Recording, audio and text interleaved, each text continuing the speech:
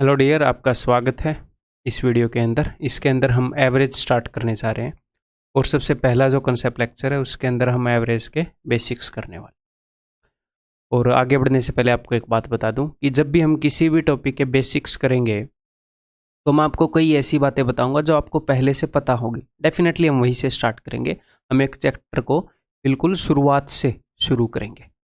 तो अगर आपको कुछ बातें बेसिक लग रही हैं कि ये तो बेसिक बातें हैं, आम बातें हैं, ये हमें पता है, तो बिलीव मी, मेरे लिए वो बातें सुपर बेसिक है।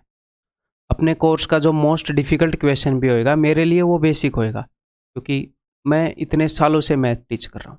लेकिन फिर भी मैं आपको कुछ बेसिक बातें बताऊंगा, मेरे लिए सुपर बेसिक है, फिर भी आपके लिए बेसिक है। फिर भी क्यों? क्योंकि वो ज़रूरी हैं। यहाँ पर मैं सिर्फ आपको ये नहीं है कि एवरेज पढ़ा रहा हूँ, मैं आपको एवरेज उस तरीके से नहीं पढ़ा रहा या कोई भी टॉपिक उस तरीके से नहीं पढ़ा रहा जैसे आपको स्कूल में पढ़ाया जाता है। मैं यहाँ पर एक नए नज़रिए से कई मैक्सिमम चीज़ों को देखने का एक नया नज़रिया मैं आपको दूंगा, एक नया पर्सपेक्टिव दूंगा, एक नए तरीके से आप चीज़ों को देखोगे। क्यों? बिकॉज हम चीज़ों को फास्ट करना चाह रहे हैं, हम अच्छे से सीखना चाह रहे हैं और हम उनको फास्ट करना चाह रहे हैं। और कुछ भी अगर नया आए तो उसको भी हम फास्ट कर पाएँ, नई तरह का क्वेश्चन आ जाए तो उसको भी हम फास्ट कर पाएँ। ये सारी चीज़ें हम अचीव करना चाह रहे हैं। तो उसके लिए क्या होएगा, जो मेरा पर्सपेक्टिव है वो मैं बिल्कुल स्टार्टिंग से बिल्ड करूँगा आपके लिए। तो चाहे बात कैसी भी हो, आपको बेसिक लगे कैसी भी लगे, आपने सुननी है। जब आप फर्स्ट टाइम कोर्स को कर रहे हैं तो आपने हर एक बात सुननी है। जब आप कोर्स को रिपीट करेंगे तो आपने क्या करना है, फिर आप उसकी स्पीड बढ़ा सकते हो, सुननी तब भी है, या एक आधी बार तब काट सकते हो। तो बिल्कुल ही बेसिक है फिर। ठीक है, क्लियर है जी? तो स्टार्ट करें। ये काम नहीं कर रहा आज, रुको एक बार।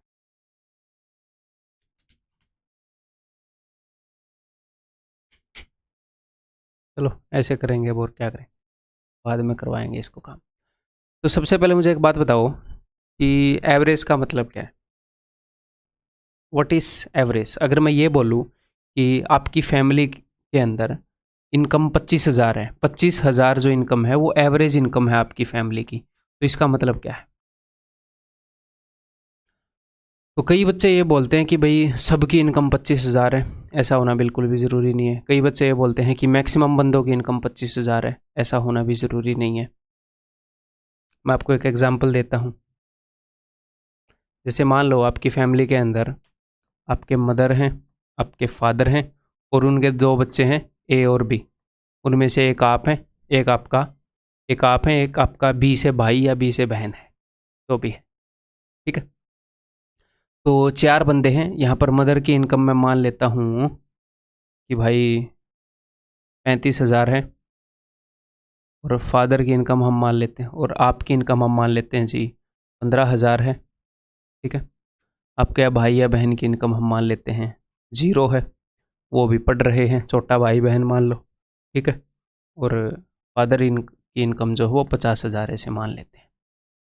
ठीक है, रैंडमली मैंने ले लिया। क्लियर है? तो पूरी फैमिली की इनकम कितनी हो गई? तो पूरी फैमिली की इनकम यहाँ पर हो गई जी 100 के 100,000। ठीक है, अगर मैं इसको डिवाइड कर दूँ, टोटल फैमिली में बंदे कितने हैं? टोटल फैमिली में बंदे हैं जी 4। तो इनकम कितनी हो गई? Average income. एवरेज इनकम हम कैसे निकालते हैं? एवरेज इनकम में इसका फॉर्मूला बताऊंगा, टेंशन मत लेना, पहले हम एवरेज को समझ रहे हैं। एवरेज इनकम हम कैसे निकालते हैं कि भैया पूरी फैमिली की इनकम कितनी है और 4 बंदे हैं, 4 से डिवाइड करते हैं तो 25,000, ये एवरेज इनकम। तो मुझे एक बात बताओ, क्या यहाँ पर मैक्सिमम बंदों की एवरेज 25 है? एक की भी नहीं है ना? ज़्यादातर बंदे 25 के आसपास हैं? नहीं, ज़रूरी नहीं है। ये 0 वाला 25 से कितना ज़्यादा दूर है, ये 50 वाला 25 से कितना ज़्यादा दूर है ना? तो ये हमने कैसे अचीव किया? फिर एवरेज इनकम 25 कैसे आई? एवरेज इनकम का मतलब क्या है एवरेज का? तो ये सबसे पहले आपके सामने रहा एवरेज का मतलब। एवरेज का मतलब है the per head value obtained on equal distribution is called as average. Hindi में बताऊं कि प्रत्येक के पास जो मान आएगा बराबर बांटने पर उसे हम औसत कहते हैं। एवरेज को हिंदी में हम क्या कहेंगे? औसत। ठीक है, तो जस्ट ये मतलब मैं आपको समझाना चाह रहा हूं। जब हम किसी भी वैल्यू को, यहां पर एवरेज इनकम निकाल रहे हैं, तो जो इनकम है अगर हम उसको, टोटल जो इनकम है, हम जिनकी भी एवरेज इनकम निकाल रहे हैं इस फैमिली की निकाल रहे हैं, जो टोटल इनकम है उसको जब हम इनमें बराबर बांटेंगे, तो अगर हम बराबर बांटे तो जरूरी नहीं है वैसी है, हो सकता है वैसी एक की भी ना हो, यहां पर एक की भी नहीं है 25। ठीक है, अगर हम बराबर बांटे तो हर एक के हिस्से में जो आएगा पर हेड, हर एक के हिस्से में जो आएगा उसे हम एवरेज बोलते हैं। समझ में आ गया? बराबर बांटने पर हर एक के हिस्से में जो वैल्यू आएगी उसे हम एवरेज बोलेंगे, ये आपने समझना है। एवरेज का मीनिंग ये है। ठीक है जी। नेक्स्ट, एवरेज का फिर फॉर्मूला। एवरेज का फॉर्मूला है जी, एवरेज आपने जिस भी चीज़ की एवरेज निकालनी है, sum of all values divided by number of values. जो मैंने अभी अभी आपके सामने एग्जांपल लिया कि मान लो हमने किसी फैमिली की एवरेज इनकम निकालनी है, मदर हैं, फादर हैं और उनके 2 बच्चे हैं ए और बी। मदर की इनकम मैंने मान ली कि भी 50,000 है, फादर की इनकम 35,000 है और एक बच्चे की इनकम 15,000 है। एक बच्चा अभी पढ़ रहा है, कमा नहीं रहा, उसकी इनकम 0,000 है। तो हमने एवरेज इनकम निकालनी है, तो sum of all values, average income निकालनी है तो sum of all the incomes, भले ही कोई जीरो ही क्यों ना हो, है तो ये भी फैमिली का हिस्सा ना, तो sum of all the values वो कितना हो जाएगा, वो हो जाएगा जी 100। And number of values, total बंदे कितने हैं। एवरेज इनकम का क्या मतलब है, अगर सबकी इनकम बराबर बराबर बांट दी जाए, इस पूरी फैमिली की जो इनकम है उसको हम लें और सब में बराबर बराबर बांटे, तो सबके हिस्से में कितनी आएगी, वो है एवरेज इनकम। ठीक है जी। एवरेज इनकम कितनी हो गई इस फैमिली की, 25,000। तो ये फॉर्मूला है जी। एवरेज का मतलब क्या है, सारी चीज़ों को इकट्ठे करके बराबर बराबर बांटना। तो सबसे पहले तो सारी चीज़ों को इकट्ठे करोगे, यानी कि सारी चीज़ों का सम करोगे। अगर आपने इनकम बांटनी है तो सारी इनकम को, पूरी फैमिली को ये बोलोगे कि भाई लाओ रुपए जमा कराओ, कर लिया। फिर आप देखोगे बंदे कितने हैं, 4। अच्छा 4 हैं, 4 से डिवाइड करोगे, अच्छा हर एक के हिस्से में इतना आएगा, ये लो भाई हर एक बंदा इतनी ले लो। इक्वल डिस्ट्रीब्यूशन पर जो हर एक के पास वैल्यू आएगी वो एवरेज। ठीक है जी, क्लियर है। अब अगर मैं आपको यहीं से 2 फॉर्मूले और बनाकर बता दूं तो वो आपको रटने की ज़रूरत नहीं है। अगर मैं आपको ये बोलूं कि सम ऑफ वैल्यूज़, इसको अगर मैं हिंदी में बताऊं, जो हिंदी वाले हैं वो इन छोटी छोटी चीज़ों का खुद ध्यान रखिएगा, आपको फ़ायदा है। क्यों? बिकॉज आप इंग्लिश का पेपर तो देंगे, एसएससी के अंदर भाई साहब मेंस के अंदर इंग्लिश आती है, सीजीएल में, बाकी एग्जाम्स के अंदर प्री के अंदर इंग्लिश आती है। तो एवरेज का मतलब औसत, सम ऑफ वैल्यूज़ यानी कि सारे मानों का योग और नीचे सारे मानों की संख्या। ठीक है, तो सम किसके बराबर होएगा, सम बराबर होएगा average into number of values. इसके लिए आपको अलग से रटने की जरूरत नहीं है, इतनी समझ तो आपने होएगी कि भैया अगर सम ऑफ वैल्यूज निकालना है तो नंबर ऑफ वैल्यूज ऊपर आकर मल्टीप्लाई हो जाए। अगर मुझे नंबर ऑफ वैल्यूज निकालनी है कि भैया कितनी वैल्यू है जिनकी एवरेज निकालनी थी, तो यानी कि सम ऑफ वैल्यूज डिवाइडेड बाई उनकी जो एवरेज है। ठीक है, टोटल वैल्यू जो डिस्ट्रीब्यूट की गई है और हर एक के हिस्से में कितनी आई, उससे पता लग जाएगा कि बंदे कितने हैं। टोटल इनकम थी 100,000 और हर एक के हिस्से में आई 25,000, तो पता लग गया कि अच्छा 4 बंदे थे। 25,000 अगर हम 100,000 को बांटेंगे तो 4 बंदे होंगे, तो नंबर ऑफ फैमिली मेंबर्स 4 थे। ठीक है, ये क्लियर है भाई। ये तीनों फॉर्मूले मैं एक्सपेक्ट कर सकता हूँ, आप सिर्फ इसे एक फॉर्मूले को याद रखें, इसे समझे, बाकी समझने की ज़रूरत ही नहीं है। ये समझा तो ये सब कुछ आप समझ गए, लेकिन लिख तीनों लो अपनी नोटबुक के अंदर। तो इस लेक्चर के अंदर हम इस बेसिक फॉर्मूले के ऊपर, हम इस बेसिक समझ के ऊपर क्वेश्चंस करने वाले हैं। बहुत सारे क्वेश्चंस प्रैक्टिस करेंगे। और मैं बहुत सारे क्वेश्चंस क्यों प्रैक्टिस करता हूँ, इसलिए प्रैक्टिस करता हूँ बताने को, तो मैं आपको सिर्फ ये बताकर 4-5 क्वेश्चन करा के छोड़ दूँ। आप एग्ज़ाम में जाकर नई चीज़ देखो, इसमें आपको फ़ायदा है, या यहीं पर मैं आपको सारी चीज़ें दिखा दूँ, यहाँ पर आप मेहनत कर लो और एग्ज़ाम में आपको नई चीज़ें नहीं मिलेंगी, बहुत रेयर नई चीज़ें मिलेंगी, इन्हीं का कुछ ना कुछ रूप मिलेगा।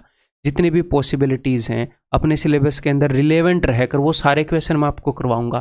तो क्या होएगा, रियल तैयारी ये होती है कि हम तुक्के के सहारे जाएँ एग्ज़ाम में, या ये होती है कि हम तैयार होकर जाएँ। तो मैं आपको तैयार करके भेज रहा हूँ। कोर्स के अंदर एनफ लर्निंग करवा रहा हूँ, एनफ प्रैक्टिस करवा रहा हूँ। ठीक है, दोनों चीज़ें। उसके बाद यही चीज़ें रिपीट करनी है, कुछ भी नहीं करनी। करो भाई, मेरे बताने से पहले सारे क्वेश्चन करो। हमेशा की तरह आसान क्वेश्चन से स्टार्ट करेंगे, धीरे धीरे अपने लेवल को बढ़ा देंगे। P, Q, R and S are 4 friends P, Q and R have 365, 465 and 475 rupees respectively.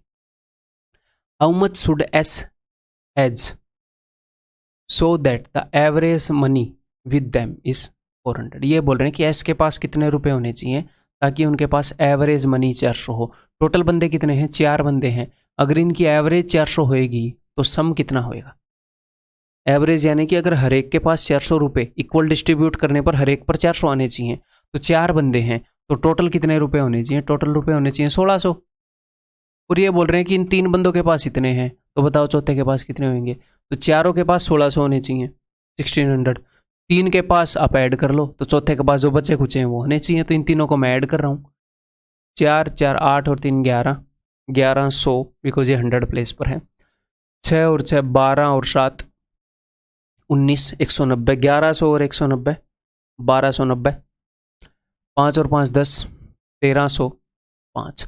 तो टोटल मनी चारों के पास होना चाहिए 1600। किसके पास होना चाहिए? PQRS के पास। और PQR के पास है, अगर आपको याद है तो अभी हमने कैलकुलेट किया 1305। ठीक है, तो ये पता लग जाएगा इसके पास कितना होना चाहिए। तो भाई ये हो जाएगा 295। It will be 295, that is option C. Clear है जी? किसी को कोई डाउट? क्लियर है? अगर इसमें भी डाउट आए तो दोबारा से देखो, समझो, खुद सोचो। बहुत ही बेसिक क्वेश्चन है। ये बताओ,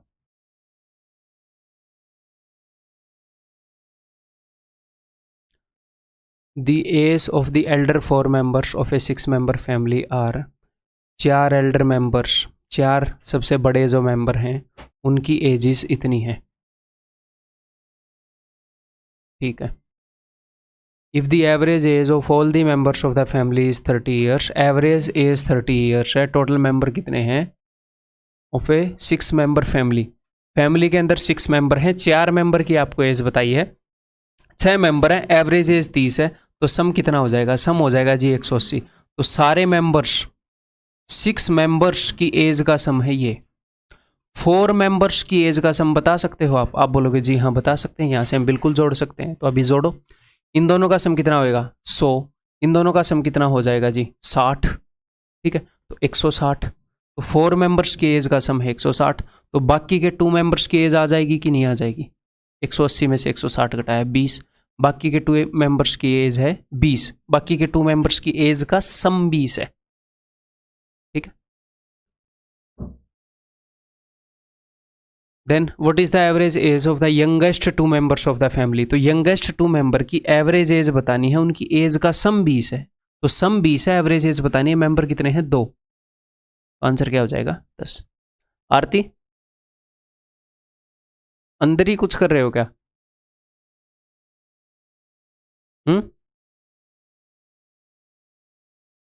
अच्छा, चलो ठीक है ना। तो 2 मेंबर्स की एज का सम कितना है? 20। 2 मेंबर हैं और एवरेज का क्या मतलब है कि पर हेड हर एक के हिस्से में कितनी आएगी? तो 20 डिवाइडेड बाई 2 10। तो answer will be option B. बहुत ही सिंपल क्वेश्चन, बहुत ही इजी क्वेश्चन। ठीक है, आगे बढ़ते हैं, धीरे धीरे अपनी समझ डेवलप कर रहे हैं हम। ये बताओ, ये CGL Tier 2 का क्वेश्चन है, देखता हूँ आप किस मेथड से करोगे।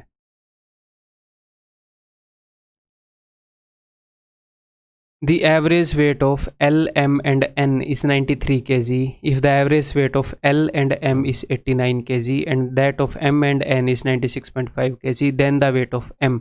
M का वेट पूछा है। एकदम से करना नहीं है, ध्यान से देखो हम कैसे कर सकते हैं।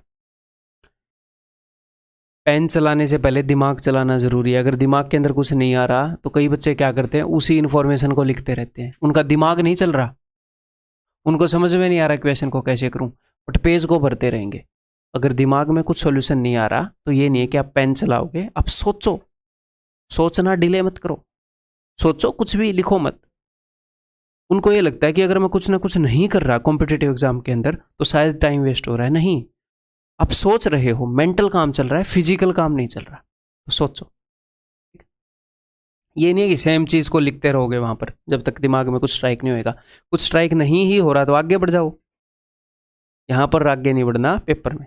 देखो, तो भाई एल एम और एन की एवरेज हमें पता है। आप बोलोगे जी सर एवरेज पता है तो सब की एज का सम निकाल सकते हैं। हाँ जी सर, एवरेज पता है 3 बंदों की, 3 से गुणा करेंगे तो सम आ जाएगा। एल और एम की एवरेज पता है। आप बोलोगे जी सर इनका सम भी निकल आएगा। हाँ भाई। एम और एन की एवरेज पता है तो एम और एन का सम भी निकल आएगा। हाँ भाई। तो मुझे एक बात बताओ, अगर मैं एल और एम का सम और एम और एन का सम जोड़ दूं तो क्या होएगा? एल आ जाएगा, एम 2 बार आ जाएगा, 1 बार एन आ जाएगा, यानी कि एम 2 बार आ गया। यानी कि इसको और इसको मैं जोड़ूंगा तो मुझे मिलेगा L plus M plus M plus N. ये दिमाग में चलना चाहिए, इन सब का सम। और इनका सम जब मैं निकाल रहा हूं तो मेरे पास है L plus M plus N. ऊपर वाले में क्या ज्यादा है? ऊपर वाले में 1 एम ज्यादा है।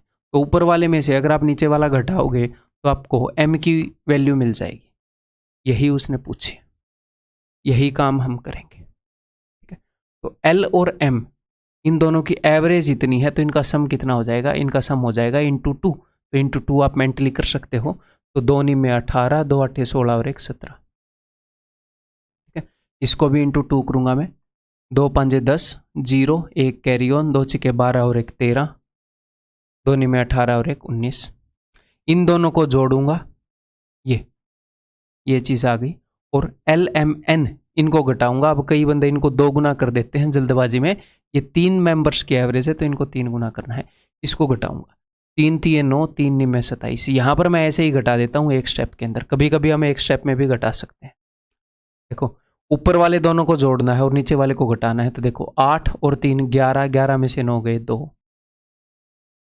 ठीक है, 7 प्लस 9 माइनस 7, 7 से 7 गया, बच गया 9। 1 और 1 2 माइनस 2 0, 92। तो एम की वैल्यू आ गई भाई साहब 92। आप इनको अलग से भी जोड़ सकते थे, उसमें से भी घटा सकते थे, एक ही बात है, दिक्कत नहीं। क्लियर है? क्लियर है जी? समझ में आ गई बात? इसको एक और तरीके से हम कर सकते हैं। हम कैसे कर सकते हैं भाई? हम ऐसे कर सकते हैं कि एल एम और एन इनका सम हमें मिल गया। आप बोलोगे हाँ जी सर, 3 से गुणा कर रहा हूँ, 3 3 हो, 3 9 में 27। एवरेज अगर 93 है तो सम होगा 93 इंटू 3। ठीक है, और एल प्लस एम मुझे पता है। एल प्लस एम कितना है? यहाँ से आपको पता लग रहा है 89 इंटू 2। ठीक है, तो 2 नी में 18 और 2 8 16 और 1 17, 178। तो ये कितना होगा? एन पता लग जाएगा। 279 माइनस 178, 9 में से 8 गया 1, 7 में से 7 गया 0, 101। मतलब इतना भारी बंदा, इतना वेट है, तभी तो क्वेश्चन में इतना वजन है इसमें। तो हमें एन की वैल्यू पता लग गई। और यहाँ से आपको क्या पता लग रहा है? यहाँ से अगर देखो, यहाँ से आपको एल एम एन है, यहाँ से एल और एम है, तो एन की वैल्यू पता लग जाएगी। एन की पता लग गई तो यहाँ पर एम की पता लग जाएगी, है ना? तो एम और एन इन दोनों का वजन कितना है? इंटू 2 अगर मैं करूँ, 6 12 और 1 13 और 9 18 और 1 19, 193। ये है एम प्लस एन ना। इसमें से मैं एन घटा देता हूँ। एन का वजन 101 है ना, तो इसका वजन 92 हो जाएगा जो आया था। ठीक है जी, बिल्कुल बेसिक क्वेश्चन है, धीरे धीरे प्रैक्टिस करेंगे, इसका मैक्सिमम काम आप मेंटली कर पाओगे इन चीज़ों का। ये बताओ, पिछला क्वेश्चन टीयर 2 में आया था सीजीएल के, ये वाला क्वेश्चन सीपीओ में पूछा गया है एसएससी के। एसएससी के सारे एग्जाम्स का कंटेंट इधर उधर होता रहता है, सेम कंटेंट। ये बताओ, the average weight of A B and C is 65। तो यहाँ पर हमें क्या पता लग जाएगा? अगर मैं इसको इंटू 3 कर दूँ, इसको इंटू 3 कर दूँ तो ए प्लस बी प्लस सी पता लग जाएगा। ठीक है, अगर इनका सम मैं निकालूँ बी प्लस सी, तो मुझे एग्जैक्टली करना क्या है? इन दोनों के सम में से, यानी कि बी प्लस सी जो है और ए प्लस सी है, इन दोनों को ऐड करके यहाँ पर सी 2 बार आ रहा है, इसमें से अगर मैं घटा दूंगा ए प्लस बी प्लस सी, तो सी 2 बार आ रहा है, ए बी सी से ए बी सी कट जाएगा, सी की वैल्यू मिल जाएगी। सी की वैल्यू उसने पूछी है। ठीक है, तो यही काम मैं कर रहा हूँ। मैं इसको डबल कर रहा हूँ, इसको डबल करूंगा तो भाई आ जाएगा 60 का डबल 120, 1.5 का डबल 3, 123, प्लस इसका डबल कर रहा हूँ 60 का डबल, इसको मैं ऐसे देख रहा हूँ, देखो 60 का डबल 120, 8.5 का डबल 17, 137। ठीक है, इन दोनों का सम तो इजीली आ जाएगा 260। ठीक है, उसमें से मैं घटा दूंगा a प्लस बी प्लस सी। 3 गुणा कर रहा हूँ, 3 पंजे 15, 3 छक्के 18 और 1 19। यहाँ पर आ जाएगा जी 65 ऑप्शन है। ठीक है, क्लियर। लास्ट क्वेश्चन में बताया, आप दूसरे तरीके से भी कैसे कर सकते हो, वैसे भी कर सकते हो। ये बताइए,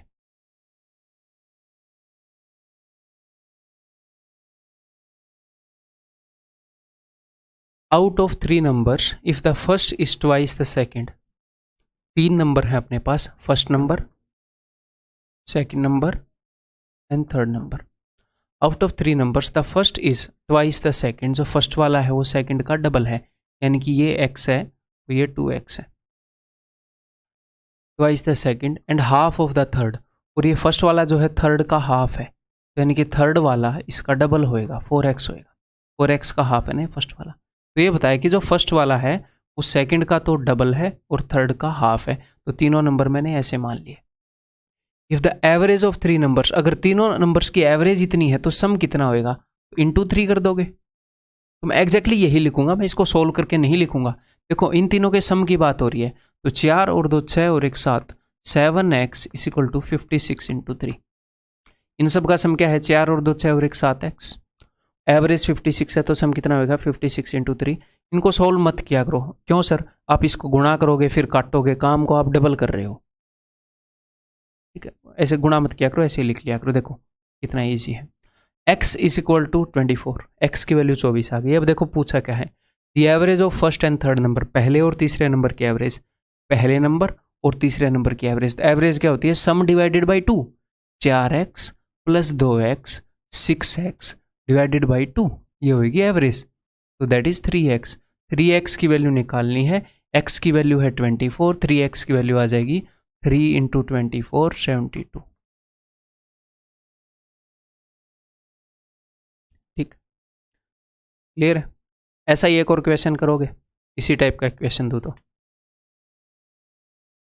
करो। यहाँ पर ये द्वितीय है, किसी महान व्यक्ति ने लिख दिया, पिछले क्वेश्चन में भी मैंने देखा था।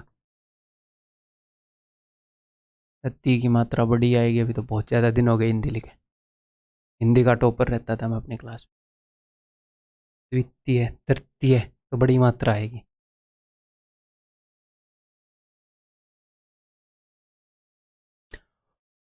Of 3 numbers the first is 4 times the second and 3 times the third. 3 number है अपने पास, फर्स्ट सेकंड और थर्ड।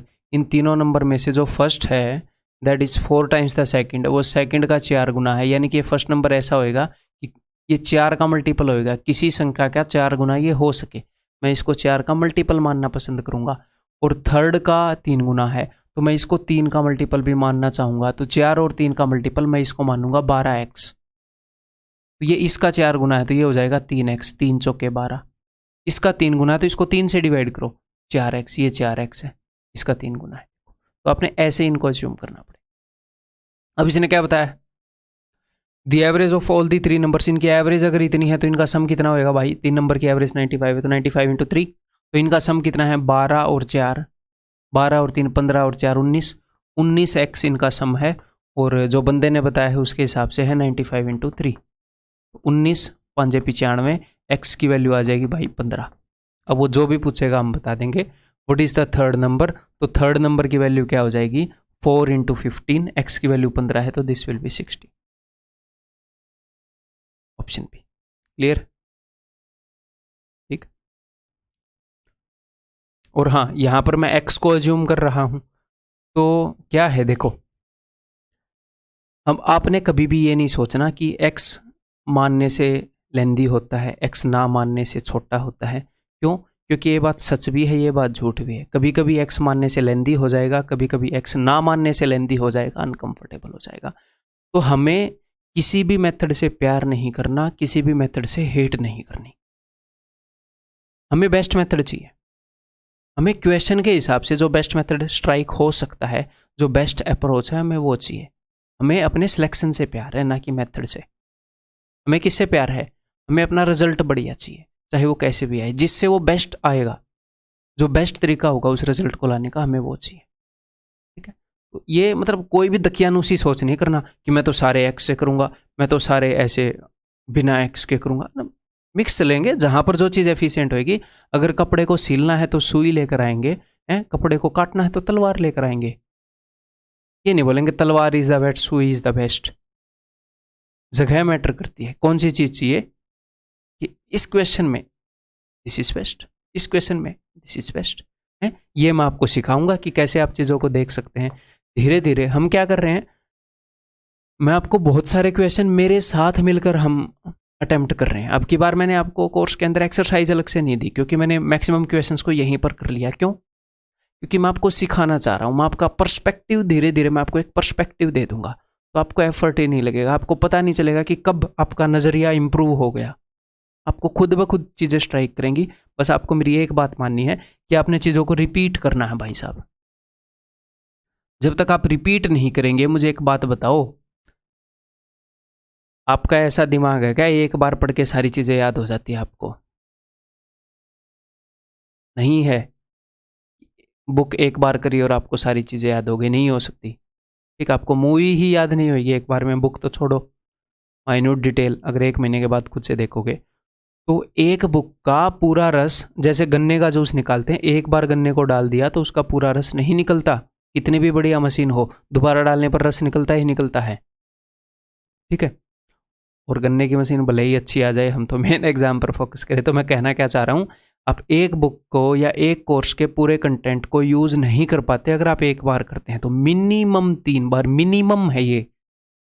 अगर कोई ज़्यादा ही भयंकर इंटेलिजेंट बंदा है तो भी मिनिमम 3 बार, मिनिमम 5 बार और 10 बार करोगे तो आपको हमेशा फायदा होगा, बहुत भयंकर फायदा होगा। क्वेश्चन को उड़ा उड़ा के आओगे। ठीक है,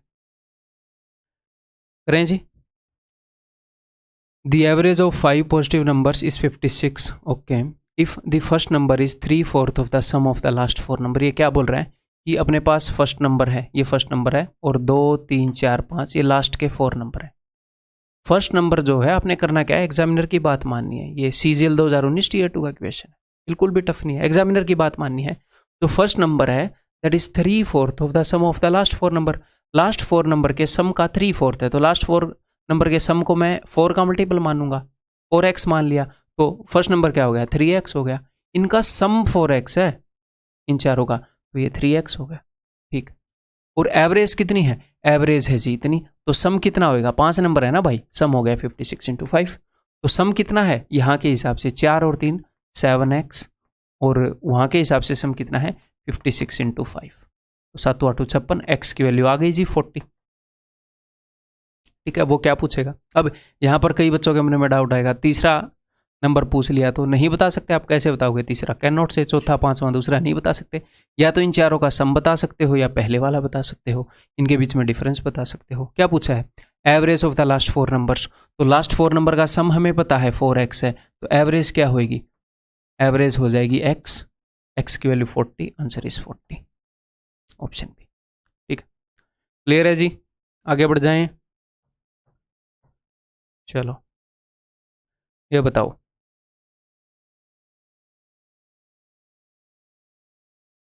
The average monthly expenditure of a family was rupees 18,600 during the first 3 months.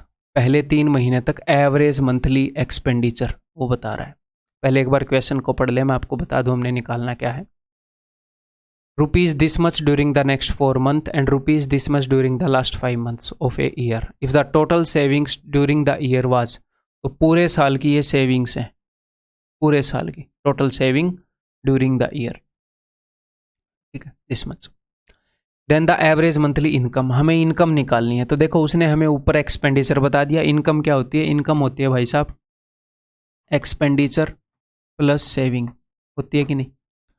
ऊपर उसने एक्सपेंडिचर बता दिया 3 महीने का ये, 4 महीने का ये, 5 महीने का ये, जो भी उसने बता दिया, और उसने नीचे सेविंग टोटल बता दी। तो मैं टोटल एक्सपेंडिचर निकालूंगा, टोटल सेविंग निकालूंगा, उनको जोड़ दूंगा, इनकम आ जाएगी। ठीक, क्लियर है। एवरेज मंथली इनकम पूछी है तो मैं एक बार टोटल इनकम निकाल लूँ, उसको 12 से डिवाइड करेंगे तो एवरेज भी आ जाएगी। ठीक है, यहाँ पर इसको करने के कई तरीके हैं, लेकिन जिस हिसाब की वैल्यू है बेटर रहेगा। इन वैल्यूज़ के साथ हम इतना इजीली खेल नहीं पाएंगे, बड़ी बड़ी वैल्यूज़ है, बेटर है हम कन्वेंशनल मेथड से चले जाएं। कि 3 महीने का है ना ये, तो इंटू 3 महीने के एक्सपेंडिचर का सम आ जाएगा। ये कितने महीने का है? 4 महीने का एक्सपेंडिचर है, तो 4 महीने का एक्सपेंडिचर का सम आ जाएगा 4 इंटू दिस। ये एवरेज है अगले 4 महीने की। उससे अगले 5 महीने का एवरेज एक्सपेंडिचर इतना है, तो सम कितना हो जाएगा पूरे 5 महीने का? तो मुझे एक्सपेंडिचर का सम मिल जाएगा सारे का, सारी सेविंग का सम मेरे पास है। इनको मैं जोड़ूंगा, मेरे पास पूरे साल की इनकम आ जाएगी, उसको 12 से डिवाइड कर दूंगा। सिंपल है। तो करें काम शुरू। इसको 3 गुना करो भाई, 18 3 54 और 18 it will B 558।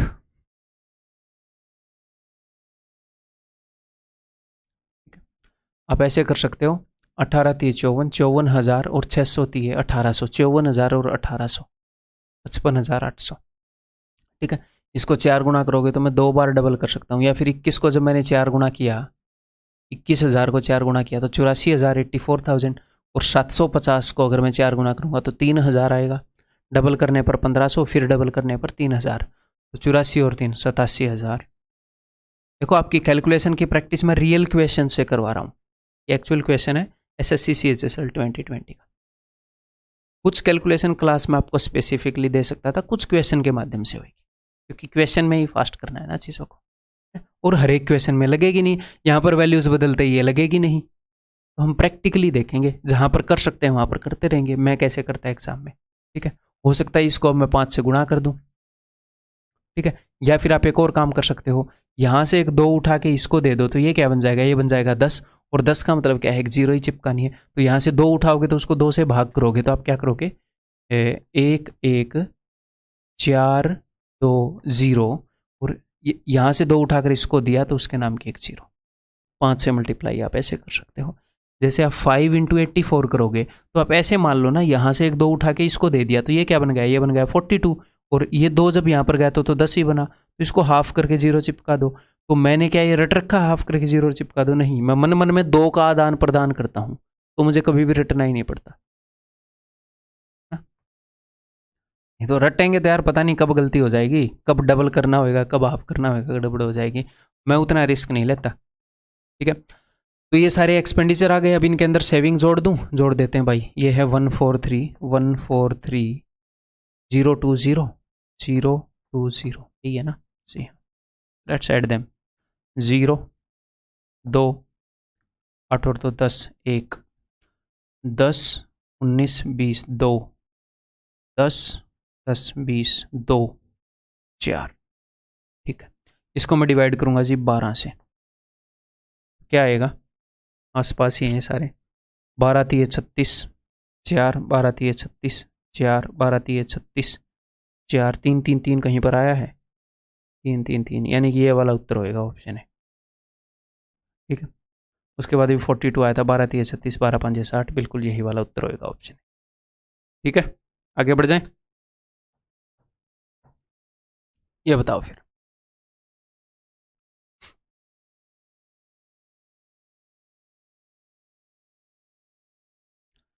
The average of the 2-digit numbers is 57। ये 2 डिजिट नंबर हैं। कितने नंबर हैं? 1 2 3 4, ये 4 2 डिजिट नंबर हैं, इनकी एवरेज 57 है। What is the average of this and this? यानी कि हमें x की वैल्यू चाहिए, तो कोई बड़ी बात नहीं है, बिल्कुल आसान है, ध्यान से समझिए। देखो यहाँ पर ये जो x है, या फिर इसको हम ऐसे समझते हैं, मान लो एक 35 है, तो यहाँ पर इस 5 की वैल्यू क्या है? 5 की वैल्यू है 5, और इस 3 की वैल्यू क्या है? इस 3 की वैल्यू है 30। 3 की वैल्यू 30 क्यों है? क्योंकि ये इस पोजीशन पर बैठा है। जैसे अपने देश में प्राइम मिनिस्टर की कुर्सी पर जो बैठा है, उसके हाथ में प्राइम मिनिस्टर की पावर आ गई, वो उस कुर्सी की पावर है।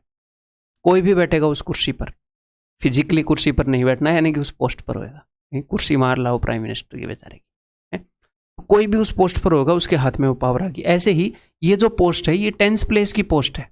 यहाँ पर 3 बैठेगा तो उसकी वैल्यू 30 हो जाएगी, 8 बैठेगा तो 8 हो जाएगी। तो यहाँ पर मुझे एक बात बताओ, यहाँ पर ये जो है ये x, ये एक्चुअल में x है या क्या है? x नहीं है, ये 10x है, क्योंकि 10th प्लेस पर बैठा है। ये 100th प्लेस पर बैठेगा तो 100x है, इसकी वैल्यू 100x है। जब आप 35 और 5 जोड़ते हो तो वो क्या बनता है? वो 40 बनता है, क्योंकि इसकी वैल्यू 5 है, इसकी वैल्यू 5 है, इसकी वैल्यू 30 है, तो 30 5 और 5 40, सबकी वैल्यू ही तो जुड़ती है आपस में, ठीक है। तो यहाँ पर जब हम चीज़ों को जोड़ेंगे, तो बिकॉज x आपको कंफ्यूज कर रहा है, तो x को अलग ले लो। इस x को अलग ले लो, इसकी वैल्यू लेकिन आपको पता होनी चाहिए, टेंस प्लेस पर है तो इसकी वैल्यू है 10x, इस x की वैल्यू क्या है, इस x की वैल्यू है 1x क्योंकि ये वंस प्लेस पर है, तो 10 और 1 11, 11x। अब x के अलावा सब कुछ कर लो सोल्व, क्या ही दिक्कत है, ठीक है। यहाँ पर क्या है, ये है 41, ये है 5, आपने x ले लिया, ये क्या है, ये 50 है, इसको ये मत सोचना बेचारा 5 रह गया, इसके आगे की जगह खाली हुई है, ये 550 है, ठीक है। आप इनको जोड़ लो, तो कैसे जोड़ूं, 4 और 5 9 और 4 13, 130 टेंस प्लेस वाले जोड़े हैं, 1 और 5 6 और 4 10, 130 और 10 140, तो देखो 140 मैंने इन सब का सम कर लिया एक हिसाब से, और इन सब का सम क्या होना चाहिए, इन सब का सम होना चाहिए 57 × 4 यानी कि 228, तो अब x की वैल्यू आ जाएगी 11x इज इक्वल टू कितना हो गया जी 88, x इज इक्वल टू 8। अब वो क्या बोल रहा है कि एवरेज बताओ इस चीज़ की, तो 8 और 5 13 प्लस और 8 दूनी 16 में से 9 गए 7, 13 + 7/2 यानी कि 10, आंसर विल बी ऑप्शन, ठीक है। सर क्या ऐसे क्वेश्चन आ रहे हैं, डेफिनेटली आ रहे हैं, ये क्वेश्चन है भाई MTS का, ठीक है। एक और क्वेश्चन ऐसा करना चाहेंगे, आप नहीं भी करना चाहेंगे तो मैं करवाना चाहूँगा, ये बताओ। ये क्वेश्चन है CHSL का, सर क्या CGL में भी आए हैं ऐसे क्वेश्चन 9-10 एक ही साल में, बहुत सारे आए थे CGL में, MTS में, CHSL में, मैं सारे थोड़ी दिखाऊंगा आपको, बोर हो जाओगे। आज तक मैथ में कितने क्वेश्चन पूछ लिए होंगे उसने, 15,000 के करीब तो पूछ ही लिए होंगे SSC में, सारे थोड़ी करेंगे।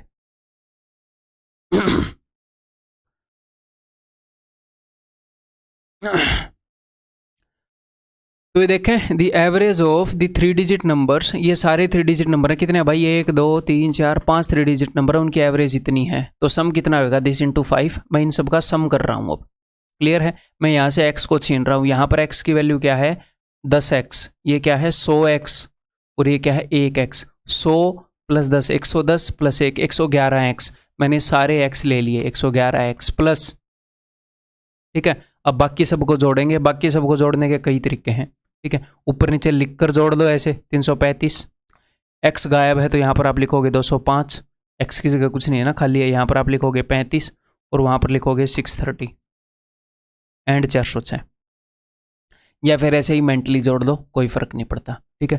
3 और 2 5 और 6 11 और 4 15, 1500, 3 और 3 6 और 3 9 90, 1590, 5 और 5 10 यानी कि 1600, और 5 और 6 11 1611, तो ये हो गया 1611 इज इक्वल टू, ये हो गया 2055, मैंने उसको 5 से गुणा कर दिया, 5 चौके 20, 2000, 11 पंजे 55, ठीक है।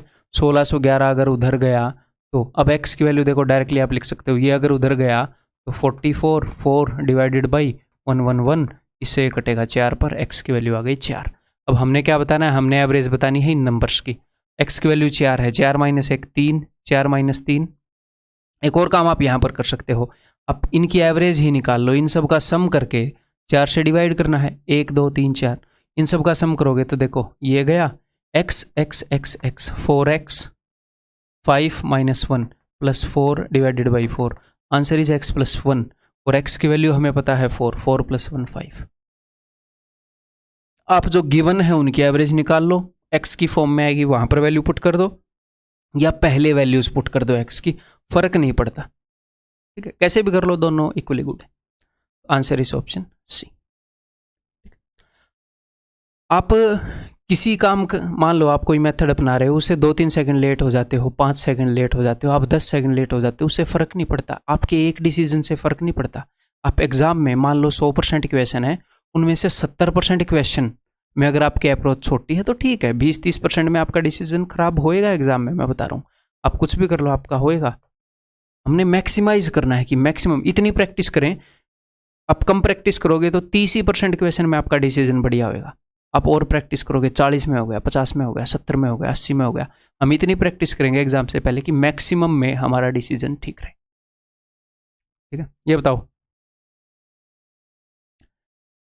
The number of students in a class is 45, out of which 33 1/3 are boys and the rest are girls.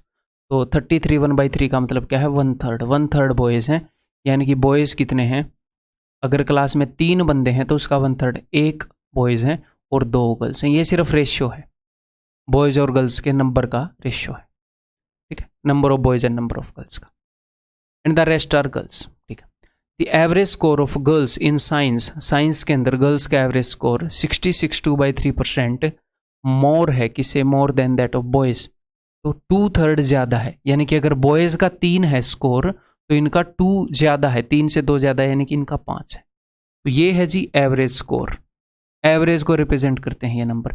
ये एवरेज का रेशियो है, तो अगर बॉयज़ की एवरेज 3A है तो गर्ल्स की एवरेज 5A है, ठीक है। और ये नंबर किसको रिप्रेजेंट करता है, ये नंबर रिप्रेजेंट करता है नंबर ऑफ बॉयज़ को, नंबर ऑफ गर्ल्स को, नंबर ऑफ स्टूडेंट्स को, ठीक है। तो जब भी हम ऐसा क्वेश्चन कर रहे होते हैं, ठीक है, मैं फाइनली इनकी एवरेज निकाल सकता हूँ। ये काम हम वेटेड एवरेज में करेंगे, लेकिन ये एवरेज के बेसिक से हो रहे थे क्वेश्चन, तो मैं यहाँ पर बता रहा हूँ, ठीक है। तो एक्चुअल नंबर मैटर नहीं करता, ये फिलहाल के लिए बात आप रट लो, वेटेड एवरेज में आप समझ जाओगे।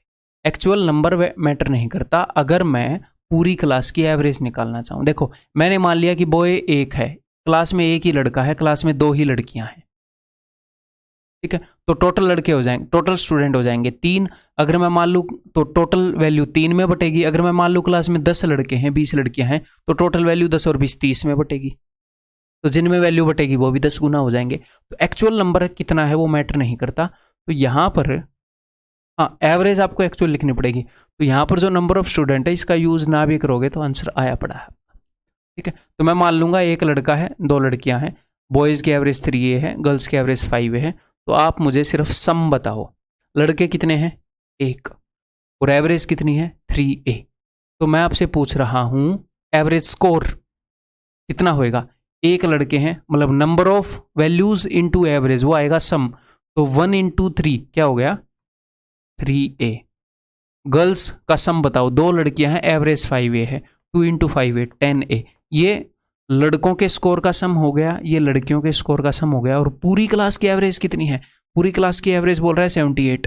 पूरी क्लास में बंदे कितने हैं 1 और 2 3, इसी रेशियो को यूज करेंगे। 1 लड़का है, 2 लड़कियां हैं, 3, तो सम कितना होएगा 78 × 3। बस आपको एक ही वैल्यू मिल जाएगी। वो या ये पूछेगा या ये पूछेगा, इनका डिफरेंस पूछेगा, इनका सम पूछेगा, यही पूछेगा, जो भी पूछेगा वो पूछ ही यही सकता है। तो 3A + 10A 13A, 13A = this, 13 × 6 = 78, A = 18। Then the average score of girls, girls का एवरेज स्कोर A की value 18, 18 × 5 = 90, answer is option C, ठीक, क्लियर। एक क्वेश्चन से क्लियर नहीं होएगा, और क्वेश्चन पूछूंगा, टेंशन मत लो। ये बताओ अब, the total number of students in class A and B is 92, okay. The number of students in A is 30% more than that in B। A में जो नंबर ऑफ स्टूडेंट है वो A में जो स्टूडेंट है वो 30% ज़्यादा है, यानी कि B में अगर 10 हैं तो 30% ज़्यादा, इसमें 13 है। तो ये नंबर ऑफ स्टूडेंट्स का रेशियो है। तो यहाँ पर तो रेशियो भी चल जाएगा, नंबर ऑफ स्टूडेंट एग्जैक्ट होने ज़रूरी नहीं है, तो इस 92 का यूज़ होना ज़रूरी नहीं है इस टाइप के क्वेश्चन में।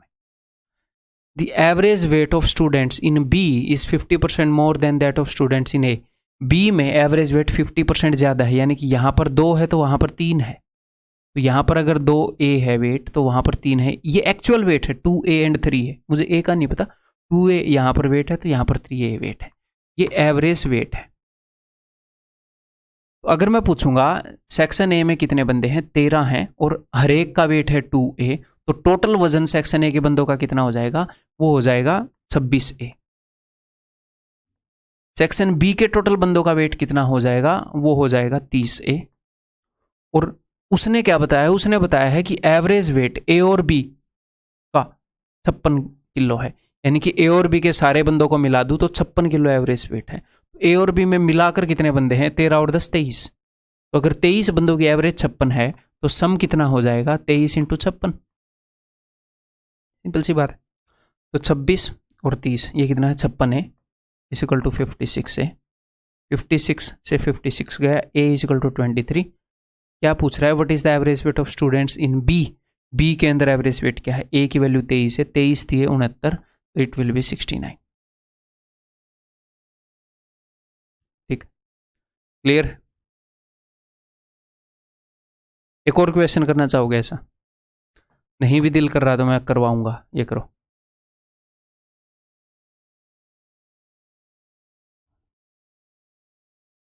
The average age of 125 students, ये सारे आए हुए क्वेश्चन हैं और ये जो भी मैं इस टाइप के करवा रहा हूँ। The average age of 125 students in a group is 16.2 years, ठीक है। एवरेज वेट 125 स्टूडेंट्स का 16.2 है। 40% of the students are boys, तो बॉयज़ कितने हैं भाई साहब? बॉयज़ हैं 40%, 40% गर्ल्स है 60%। एक्चुअल नंबर मैटर नहीं करता, सिर्फ रेशियो मैटर करता है।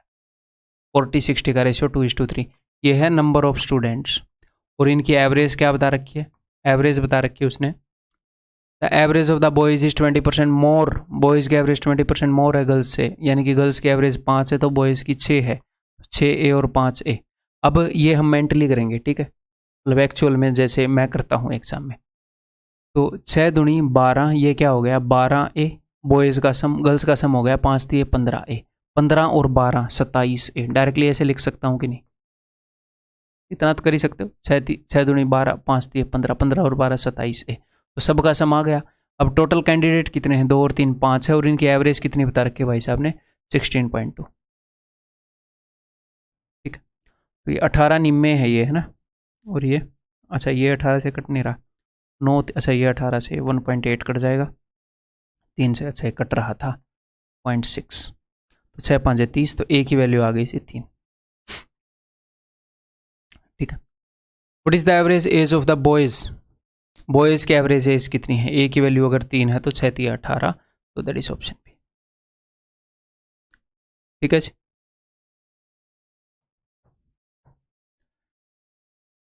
ये बताओ,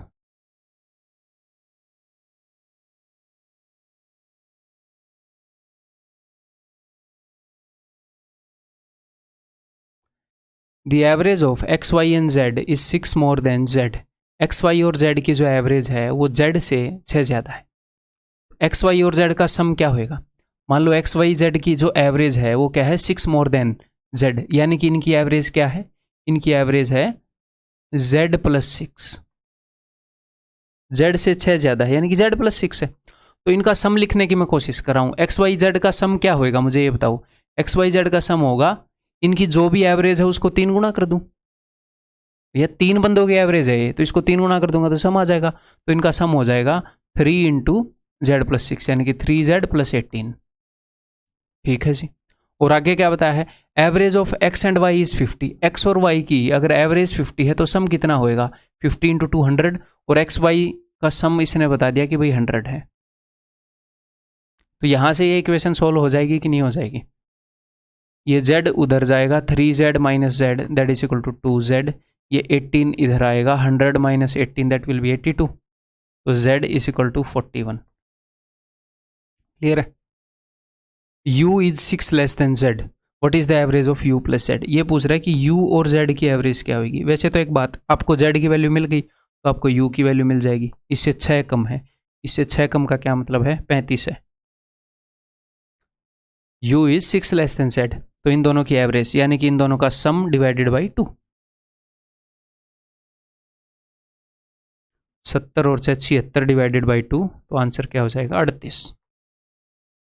आंसर विल बी, आप इसको ऐसे भी कर सकते हैं, आपको पता है कि u जो है u is 6 less than z, तो u की वैल्यू है z माइनस 6, तो इनकी एवरेज यही होएगी u प्लस जेड बाई 2, तो 2Z माइनस 6 बाई 2 यानी कि z माइनस 3, यानी कि 41 माइनस 3 38, ऑप्शन बी। एक और क्वेश्चन करना चाहोगे ऐसा ही? करो। The average of 3 numbers A B and C is 2 more than C, यानी कि इन तीनों नंबर्स की जो एवरेज है वो सी से 2 ज़्यादा है, यानी कि उसको मैं सी प्लस 2 लिख सकता हूँ। तो इनका सम क्या होएगा? ए बी और सी का, यानी कि A plus B plus C is equal to इनकी एवरेज का 3 गुना, यानी कि 3C प्लस 6 ये है। और उसने क्या बताया? Average of A and B is 48 sorry, A और बी की एवरेज 48 है, तो सम क्या होएगा? 48 इंटू 2 यानी कि 96। तो ए और बी का सम उसने बता दिया 96, इसकी जगह 96 plus C is equal to 3C plus 6, तो सब कुछ तो हो गया। सी अगर उधर जाएगा तो 2C इज इक्वल टू 6, अगर इधर आया तो सब्ट्रैक्ट होएगा 90 and C is equal to 45। D is 10 less than C, तो D की वैल्यू क्या होगी? D की वैल्यू होगी 35, 10 लेस है। C और D की एवरेज बताओ, तो भैया इन दोनों का सम कितना होएगा? इन दोनों का सम होएगा 80 डिवाइडेड बाई 2, आंसर हो जाएगा 40, ऑप्शन बी। ठीक है, क्लियर है?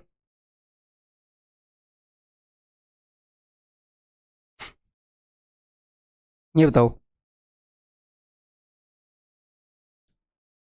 The average weight of Soham and his 5 friends is 48.5 kg। Okay, Soham और उसके 5 फ्रेंड का एवरेज वेट बता दिया। If Soham is 3 kg more than the average weight of his 5 friends, इसने क्या बताया है? सोहम 3 kg ज़्यादा है किससे? ध्यान से, यहाँ पर बच्चे इसीलिए मिस्टेक करते हैं, वो सोचते हैं कि 48.5 से 3 ज़्यादा है। नहीं, ये एवरेज वेट किसका है? ये सोहम का और उसके 5 फ्रेंड का, यानी कि 6 बंदों का है। 6 बंदों का एवरेज वेट बताया है ये। और सोहम 3 kg ज़्यादा है किससे? जो उनके फ्रेंड्स का एवरेज वेट है उससे, उनके 5 फ्रेंड्स का। उनके 5 फ्रेंड्स का एवरेज वेट मैं नहीं जानता, सोहम और उसके 5 फ्रेंड्स सबका मिला के मैं जानता हूँ, उनके 5 फ्रेंड्स का तो पता नहीं क्या है, उससे 3 kg ज़्यादा है। तो ये सोहम है, ये इसके 5 फ्रेंड्स हैं, 5 फ्रेंड्स, इनका एवरेज वेट मैंने मान लिया जी x है, पता नहीं इनका क्या है, इनके बारे में थोड़ी पता है। तो सोहम का वेट क्या हो जाएगा? सोहम का वेट हो जाएगा x + 3। सोहम का वेट इनकी एवरेज से 3 ज़्यादा है। ठीक है, तो अब देखो जरा ध्यान से, 6 के 6 बंदों का एवरेज वेट इतना है, तो 6 बंदों का सम मैं निकाल सकता हूँ कि नहीं? 6 बंदों की एवरेज दे दी, सोहम और उसके 5 फ्रेंड की, सम निकाल सकते हैं? निकाल सकते हैं। तो 5 बंदों की एवरेज दे दी, तो सम क्या होएगा? सम हो जाएगा x × 5। 5 बंदों का एवरेज वेट x है, तो इन 5 बंदों के सम, इन 5 बंदों के वेट का सम है 5x, सोहम का वेट है x + 3, तो सब का सम कितना हो जाएगा? 5x + x, 6x + 3। और एग्जामिनर बोल रहा है कि 6 के 6 बंदों की एवरेज 48.5 है, तो इसके हिसाब से सम कितना हो जाएगा? × 6। ये आया पड़ा है, x की वैल्यू जो भी पूछेगा बता देंगे। ठीक है, तो मल्टीप्लाई करते हैं भाई। 6 × 0.5 3 आ जाएगा, 6 8 48 और 3 51, 5 कैरी, 6 चौके 24 और 5 291 है। वैसे इसको मैं काट ही देता। रुको, आप इसको सोल्व तो कर ही लोगे, अभी मेरे दिमाग में एक चीज़ आई है। देखो 6 × 0.5 करोगे तो 3 बनेगा, इधर के 3 से मैंने 6 × 0.5 काट दिया, तो 6 × 48 = 6x। 6 से 6 का x की वैल्यू 48 है। अगर आप समझ पाए तो बहुत बढ़िया, नहीं तो आप इसको सोल्व कर ही लोगे, मुझे पता है। तो x की वैल्यू 48 है। What is Soham's weight? तो सोहम का वेट क्या है? 48 + 3 दैट इज 51, ऑप्शन। ठीक, क्लियर है जी?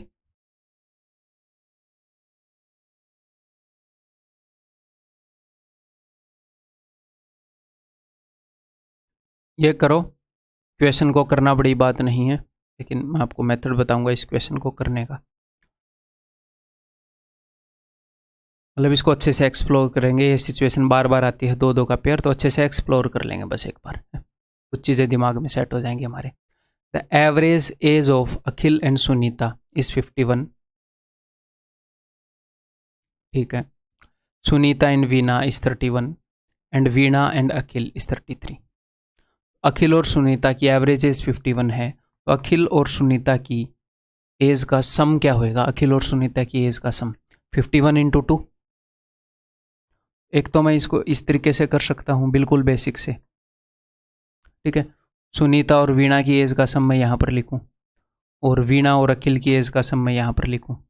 जब मैं इन सबको जोड़ूंगा तो 2 बार ए आएगा, 2 बार एस आएगा, 2 बार वी आएगा, तो हर एक चीज़ 2 बार आ जाएगी।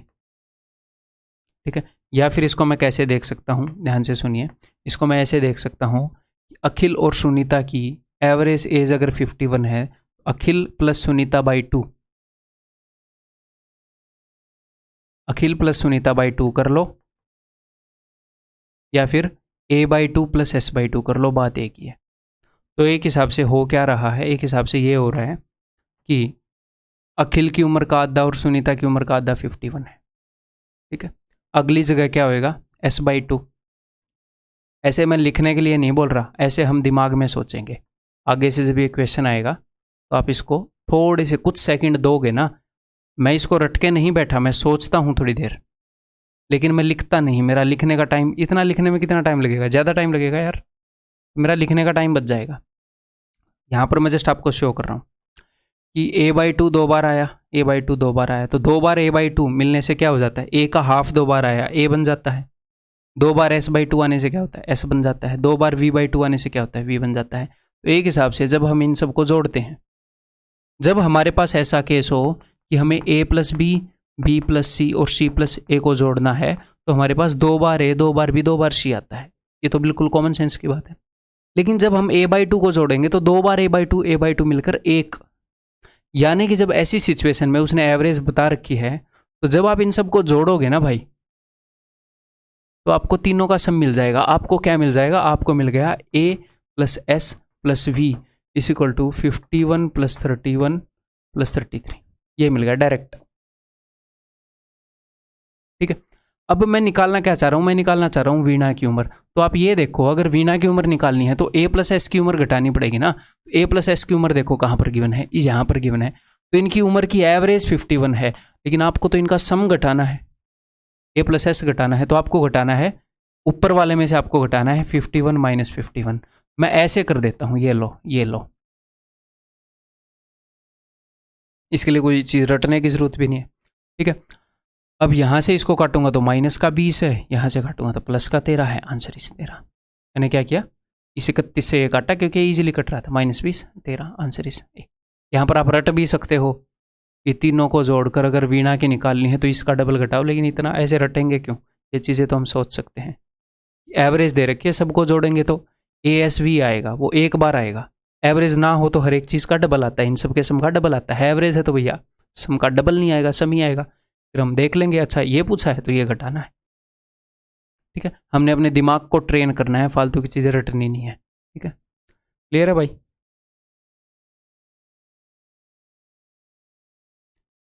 A retailer opens her outlet on all 7 days of the week.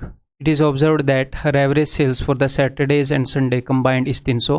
Saturday और संडे की अगर हम एवरेज सेल देखें, एवरेज की बात कर रहा है तो 300 है, तो टोटल कितनी होती होगी, 2 दिनों की एवरेज है। सैटरडे और संडे को 600 की सेल होती है उसकी।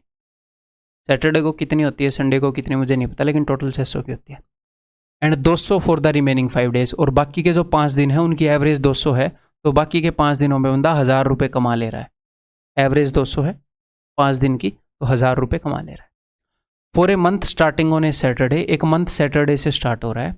It was found that the total sales were this much, which among the following month it could be. देखो, सबसे पहले ये बोल रहा है कि मार्च, जनवरी, अप्रैल, फरवरी क्या हो सकता है। तो सबसे पहले मुझे एक बात बताओ, इन महीनों में फ़र्क क्या होएगा अगर होएगा तो सोचो ज़रा। ये बोल रहा है कि महीना सैटरडे से स्टार्ट हुआ, तो कौन सा महीना हो सकता है। महीनों में उनके नंबर ऑफ डेज का ही तो फ़र्क हो सकता है। इक्वेशन इसी चीज़ के ऊपर बेस्ड होएगा कि महीने में 30 दिन हैं, 31 दिन हैं, 28 दिन है। अपने पास 3 ही चॉइस हैं, या 29 दिन है अगर लीप ईयर हुआ तो। यहाँ पर साल का उसने जिक्र नहीं किया तो हम 28 ही मानेंगे फरवरी में। ठीक है, तो ऑप्शन देखो, मार्च और जनवरी में कितने दिन है, मार्च में भी 31, जनवरी में भी 31, तो ये तो हो ही नहीं सकते भाई। अगर 31 दिन का महीना निकला तो ये मार्क करूंगा या ये, है ना, फिर तो क्वेश्चन ही गलत हो जाएगा। 31 दिन का हुआ तो फिर तो रिप्रेजेंटेशन लगेगी। इसमें 30 दिन है, इसमें 28 दिन है, या तो 30 दिन का महीना होगा या 28 दिन का महीना होगा। ठीक है, अगर 3 महीने 31 दिन के होते तो सीधे कट जाते, हालांकि इतनी बेवकूफ़ी वो करेगा नहीं और उसके सारे हम चलेंगे भी नहीं। ठीक है, तो अगर भैया सैटरडे से स्टार्ट हो रहा है तो सैटरडे आया, संडे आया, पहले 2 दिन क्या कमाई हुई, पहले 2 दिन कमाई हुई 600 रुपये। फिर अगले 5 दिन, अगले 5 डेज कितनी कमाई हुई, 1000 रुपये। यहाँ पर एवरेज 300 है, 2 दिनों में 600 कमाए, 5 दिन की एवरेज 200 है, तो 5 दिन में 1000 कमाए, तो टोटल 1600 रुपये कमा ले रहा है। कितने दिनों में, एक हफ्ते में, एक हफ्ते में, एक वीक में। एक महीने के अंदर एटलीस्ट 4 वीक तो होते ही हैं, 7 दिन होते हैं हफ्ते में, 7 चौके 28, 28 दिन में 4 हफ्ते हो जाएंगे, तो 28 डेज में ये 6400 कमा लेगा 28 दिनों में। तो अगर फरवरी का महीना होता तो ये 7000 कभी नहीं कमा सकता, 6400 ही कमाता। अप्रैल है।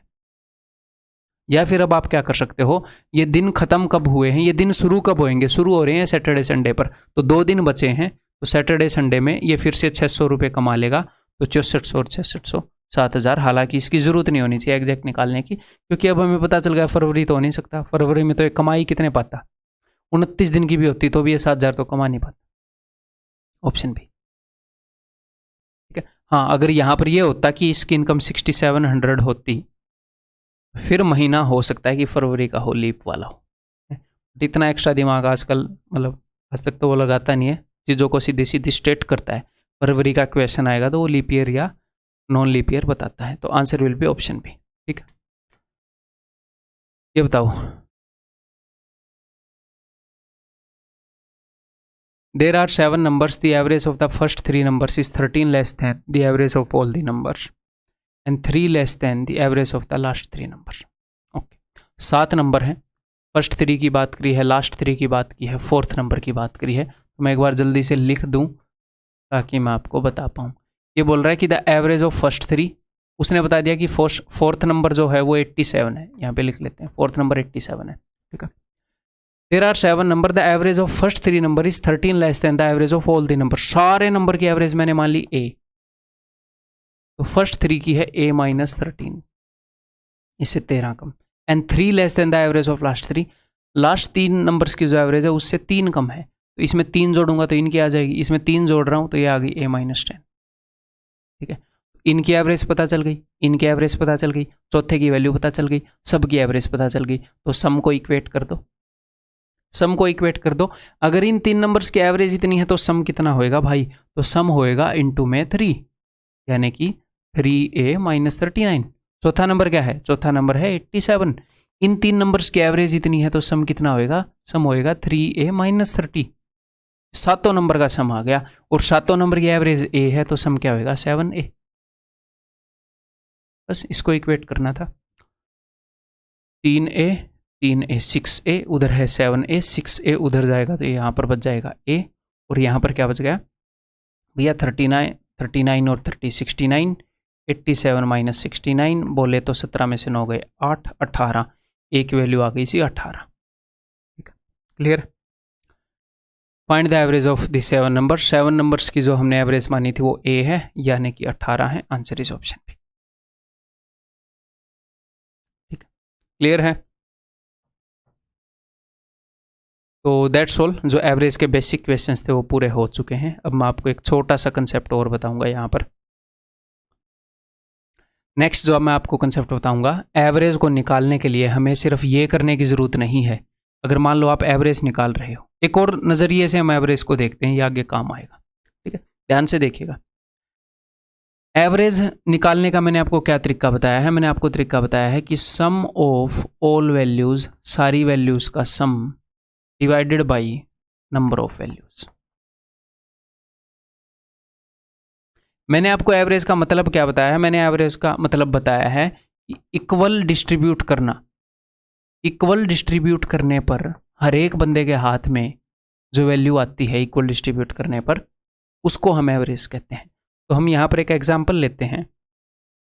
मान लो अपने पास एक फैमिली है, ठीक ठाक दिख रही है फैमिली, कलर इन्वर्ट है तो चलो जो भी है। तो अपने पास एक फैमिली है, हम इस फैमिली की एवरेज इनकम निकालना चाह रहे हैं। ये इनकी इनकम है, इस बंदे की 42,000 है, इसकी 46,000 है, इसकी 53,000, 59 एंड 40।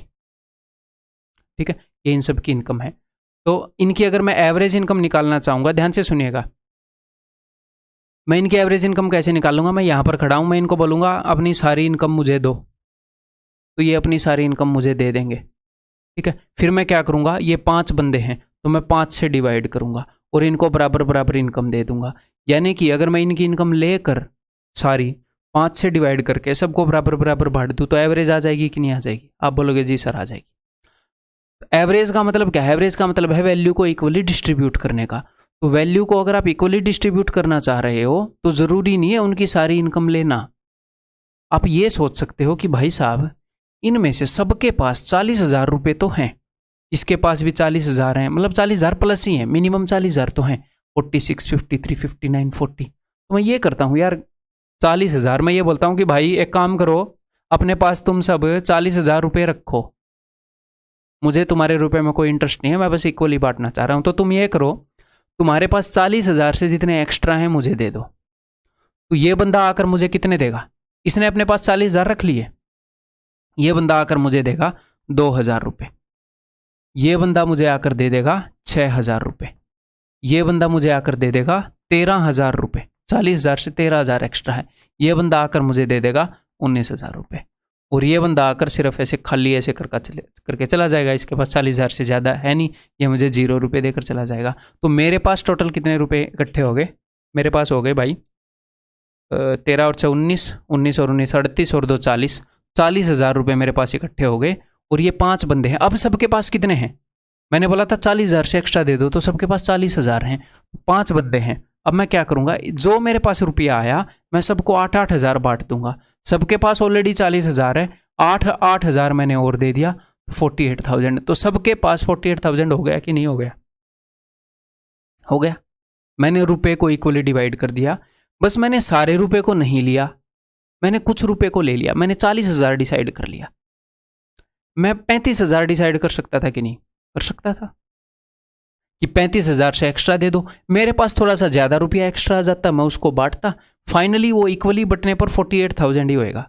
अगर मैं बेईमानी ना करूँ तो बीच में एक आधे रुपये में मार लूँ तो अलग बात है, ठीक है। क्लियर है, बात समझ में आ गई। तो मैथमेटिकली, अब ध्यान से सुनिएगा, मैथमेटिकली मुझे जो इनकी सबसे छोटी वैल्यू है वो या उससे कम माननी भी जरूरी नहीं है। मैं ये भी मान सकता हूं कि भाई साहब सब अपने पास 50,000 रुपये रख लो, मैं ये मान लूं, मैंने एक हिसाब से किया क्या, फिर से मैं अपने वर्ड्स को फ्रेज करता हूं, मैंने ये बोला कि सब अपने पास 40,000 रुपये रख लो, या फिर मैं ये मान लेता हूं कि इन सब की एवरेज मैंने 40 मान ली, 40 से जितना भी ज़्यादा इनके पास होगा ये मुझे दे देंगे। तो मैं इस 40 की बजाय मैं ये भी मान सकता हूं, मैंने खुद ही इनकी एवरेज 50 मान ली, मान लो। अब ध्यान से सुनिएगा, ये बंदा मुझे कितने रुपए देकर जाएगा, ये मुझे -8 देकर जाएगा। तो मैथमेटिकली ये पॉसिबल है, ऐसे तो ये -8,000 रुपये तो मुझे कैसे देगा, है ना। तो मैथमेटिकली हम कुछ भी वैल्यू मान सकते हैं। दूसरा बंदा मुझे -4, जो मैंने एवरेज मानी उससे 4 कम है, अगला बंदा मुझे +3, अगला बंदा मुझे +9, ये वाला बंदा मुझे -10 रुपये देगा। तो मेरे पास रुपए अगर माइनस में भी इकट्ठे हुए तो मैं माइनस वाले रुपए भी बांट दूंगा, ठीक है। तो ये देखो जी, क्या हो गया, 8 और 4 12 और 10 22, माइनस का 22 और 9 और 3 12 प्लस का 12, मेरे पास रुपए इकट्ठे हो गए माइनस का 10, डिवाइडेड बाई टोटल बंदे 5 हैं तो माइनस का 2, तो जो मैंने माना था उससे 2 कम, एवरेज इज 48। तो फिर से 48 आ गई कि नहीं आ। तो इस मेथड को मैं क्या बोलता हूं, using central value to calculate average. कभी कभी हमें एवरेज निकालनी है तो हमें सबको जोड़ना जरूरी नहीं है, कुछ क्वेश्चन में ये काम आएगा आगे, ठीक है। तो मैं अपने मन से कुछ भी वैल्यू मान सकता हूं। तो सर कैसी वैल्यू मानेंगे, जो कैलकुलेशन को आसान करे। ऐसे नहीं कि मैं एवरेज मान रहा हूं 38.723, ठीक है जी, अब तुम्हारे पास 38.723 से जितना ज़्यादा मुझे दे जाओ, कैसे वैल्यू मानेंगे, जो कैलकुलेशन को आसान करे। ऐसी आंसर इससे भी आ जाएगा है? लेकिन आपका पोता मार्क करके आएगा आंसर एग्जाम में, आप नहीं करके आओगे। क्लियर है, समझ में आ गया, ये अगला मेथड है। तो अभी आपने क्या करना है, कुछ वैल्यूज के ऊपर प्रैक्टिस कर लेते हैं अभी हम, जल्दी से इनकी एवरेज बताओ, फिर ये कंसेप्ट लेक्चर अपना खत्म हो जाए। Find the average of the numbers, find the average of numbers following numbers, find the average of the following numbers होना चाहिए, ठीक है जी। तो यहां पर आपको कौन सी वैल्यू सुंदर सी लग रही है जो आपको माननी चाहिए, मैं तो मानूंगा 2000, कैलकुलेशन को आसान बनाएगी। तो 2000 से यहाँ पर हमें कितना ज़्यादा मिलेगा 30, और यहाँ पर भाई साहब -50, यहाँ पर कितना +40, ठीक है, यहाँ पर 200, ठीक है, यहाँ पर -110, ठीक है। तो इन सबको जोड़ें, और यहाँ पर हम एक और काम कर सकते हैं, जैसे यहाँ पर -50 है, यहाँ पर -110 है, तो -110 और -50 160 हो गए नेगेटिव टीम के। तो 160 को मैं इस 200 से काट दूंगा, 200 से 160 के 40 पॉजिटिव के बचेंगे, वो एक्स्ट्रा है। तो इन कैलकुलेशंस को हम ऐसे किया करेंगे, 40 और 40 80 और 30 110, 110 प्लस के बच गए, नंबर कितने हैं भाई 1 2 3 4 5, तो हर एक के हिस्से में कितना आएगा प्लस का 22, तो एवरेज कितनी हो जाएगी इससे 22 ज़्यादा, यानी कि 2022। यहाँ पर सेंट्रल वैल्यू मैंने क्या मानी थी, मैंने मानी थी 2000, ठीक, क्लियर है जी। देन ये नंबर यहाँ पर क्या मानूंगा मैं 100 मान लूंगा, तो यहाँ पर मैंने 100 मान ली कि ठीक है भाई 100 से जितना भी ज़्यादा है कम है देखते हैं। यहाँ पर -15 -2 +4 -17 +7 +1 देखते हैं।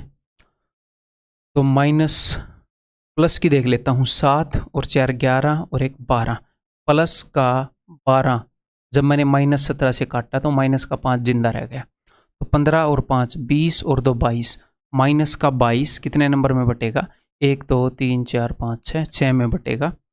तो 6 3 18 ना 4/6 तो 2/3 तो एवरेज जो है वो इतनी कम हो जाएगी। तो 3 की बजाय मैं 4 घटाऊंगा 96 1/3 ये एवरेज हो जाएगी।